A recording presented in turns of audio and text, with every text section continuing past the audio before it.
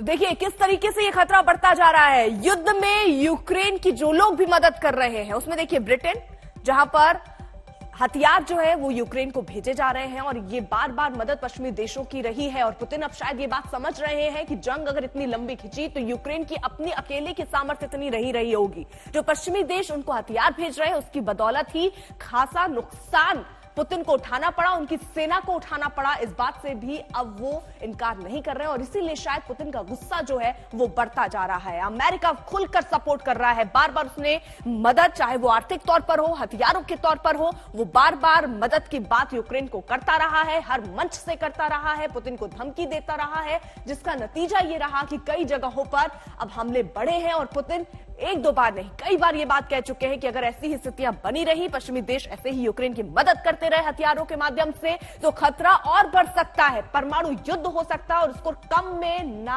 आके, ये विदेश मंत्री भी कह रहे हैं रूस के। तो साफ तौर पर तस्वीर पुतिन की तरफ से अब क्लियर दिख रही है। देखिए बेल्जियम किस तरीके से पीएम ने 1 महीने की सैलरी दी है वहां पर। तो इस तरीके से अलग अलग मोर्चे पर, चाहे वो आर्थिक तौर पर मदद पहुंचानी हो, हथियारों के माध्यम से उन तक मदद पहुंचानी हो, तो कई देश जो है वो खुलकर अब सामने आए हैं और मदद कर रहे हैं, जिससे नाराज पुतिन दिख रहे हैं।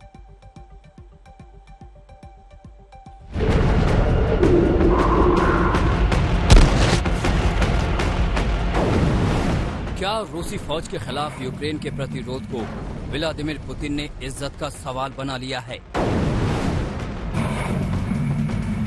क्या मोस्कवा युद्धपोत की बर्बादी को पुतिन ने दिल पर ले लिया है? क्या 61 दिन तक यूक्रेन पर रॉकेट, मिसाइल और बम से हमला करने के बावजूद पुतिन जंग जारी रखना चाहते हैं? संयुक्त राष्ट्र के महासचिव एंटोनियो गुटेरेस आज मॉस्को में रूसी राष्ट्रपति व्लादिमीर पुतिन और विदेश मंत्री सर्गेई लावरोव से मिलने वाले हैं। और इसी बीच रूस की तरफ से आए हैं 2 बड़े बयान जो यूक्रेन के खिलाफ जंग में रूस के रुख के साफ संकेत हैं। रूसी विदेश मंत्री सर्गेई लावरोव ने जंग की लंबी खींचने का ठीकरा यूक्रेन पर फोड़ते हुए कहा है कि इसका समापन समझौते से ही संभव है, बातचीत का नाटक करने से कुछ नहीं होगा।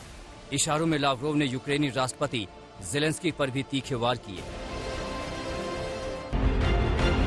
उधर यूएन में रूसी प्रतिनिधि दिमित्री पोलेंस्की ने साफ कह दिया है कि अभी युद्ध विराम का कोई सवाल नहीं है, क्योंकि सीज फायर का फायदा यूक्रेन अपनी फौज को फिर से तैयार करने में कर सकता है। पोलेंस्की का बयान ऐसे वक्त में आया है जब यूएन चीफ मॉस्को में हैं। यूएन में रूसी प्रतिनिधि से जब पूछा गया कि क्या युद्ध विराम में यूएन का कोई रोल हो सकता है, तो सुनिए उनका जवाब। वहां उन्होंने राष्ट्रपति एर्दोआन से मुलाकात की। दरअसल टर्की रूस और यूक्रेन के बीच में मध्यस्थता के लिए लगातार कोशिशों में जुटा है। ऐसे में पहले गुटेरेस से मुलाकात और फिर आज पुतिन से होने वाली बातचीत अहम साबित हो सकती है। मॉस्को से गीता मोहन के साथ आज तक ब्यूरो।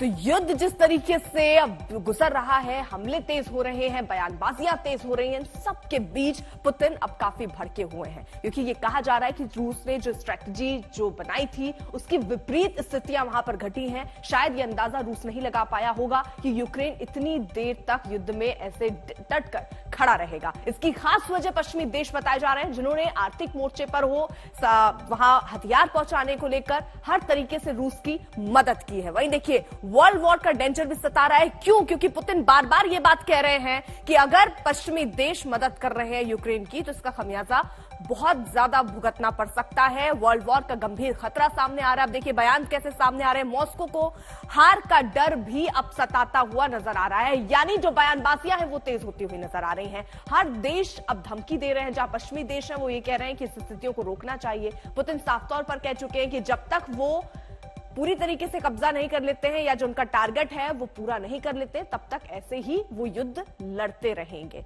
मौसमी सिंह हमारी सहयोगी ग्राउंड पर मौजूद है, वहां से आपके लिए रिपोर्ट भेज रही है। क्या रिपोर्ट है वो जरा देखिए। कुछ इस तरह से यूक्रेनी सेना दुश्मनों पर नजर रख रही है। ये है जीरो लाइन, जी हाँ, जो फ्रंट लाइन कहते हैं आज तक उस फ्रंट लाइन पर है।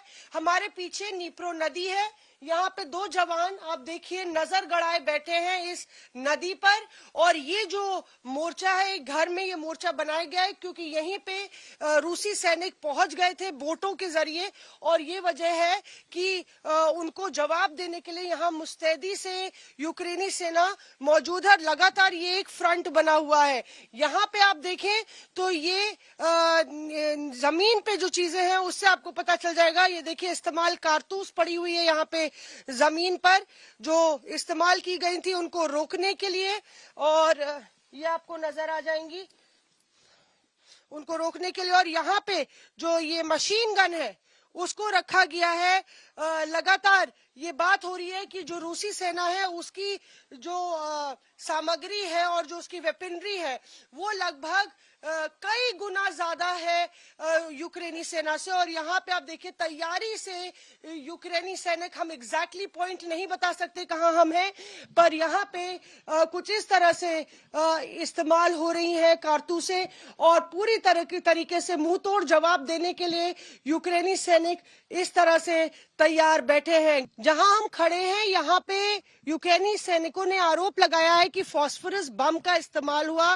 दरअसल फास्फोरस बम जो है बहुत तेज जब गिरता है उसके बाद तेजी से रोशनी करता है, एक स्मोक स्क्रीन खड़ा करता है ताकि जो फोर्सेस है वो मूव कर सके, और इसीलिए दुश्मनों पर इस्तेमाल होता है। पर राष्ट्रपति जेलेंस्की ने कहा कि इससे बहुत गंभीर जलन होती है और इंटरनेशनली ये बैंड है। ये देखिए आपके यहाँ पे ये सफेद आपको स्मोक जैसा राख जैसा कुछ नजर आएगा, ज्यादा ही सफेद है राख से ज्यादा, और ये लोहे का कुछ इस तरह से एक कैप्सूल की तरह नजर आ रही है, अंदर कुछ भरा हुआ है। और यही नहीं, यहाँ के अलग अलग इलाकों में आप देखिए इस तरफ जैसे जैसे आप इस घर में आगे बढ़ते हैं तो आपको जगह जगह यहाँ पे फास्फोरस बम जो आरोप लगा है कि ये फास्फोरस बम है। हम ये नहीं कह रहे कि ये फास्फोरस बम है, पर ये आरोप लगा रही है यूक्रेनी सेना कि जब यहाँ पे ये गिराया गया उससे जो है जो लोग यहाँ पे थे उनको बहुत गंभीर क्षति हुई। हालांकि इंटरनेशनली रशिया ने इसको डिनाई किया है और कहा है कि, और इंटरनेशनल एजेंसीज जांच की मांग कर रही हैं, पर जमीन पर लड़ाई जो है वो कितनी भीषण हो गई है ये इस बात का प्रमाण है। पहली बार आप देखिए जमीन पर कुछ इस तरह की जो हकीकत है वो हम आपको दिखा रहे हैं। कैमरा पर्सन परमिंदर के साथ मौसमी सिंह, खेरसौन, आज तक।